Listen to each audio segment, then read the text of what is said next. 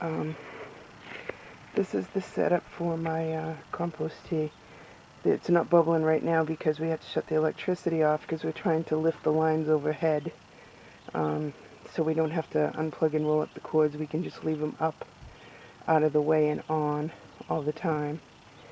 But the little rack, the pump is under the blue bucket because, of course, we're having really big storms, so put it under there so it didn't get wet from rain blowing in. And I have 2 5-gallon buckets of tea brewing, so that's my little setup for that. And, of course, a little bit of storage on the shelves there is always nice.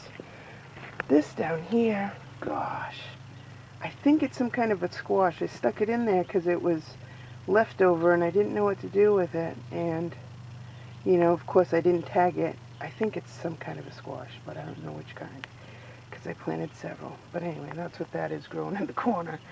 I don't know, we'll see what happens. And excuse the pan over, but these are the potatoes in bags.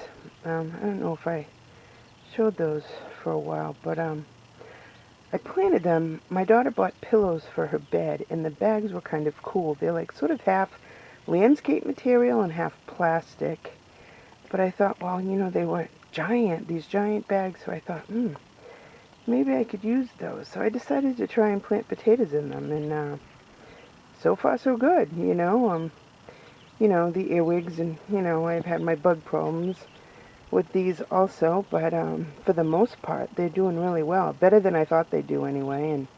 And was it like a week or so ago, maybe 2 weeks ago now, they were big enough that I could fill up the bag. So I filled the bag up probably about 3/4 of the way and buried the stems. And then after that, they just grew up even more. So I think pretty soon I'll be able to bury them to the top of the bag, and then that's obviously going to be as far as I can go, and we'll see what happens from there. But I made up a pot of good soil, or a bucket of good soil, so that I could fill them in some more. But so far the experiment's going well, I guess.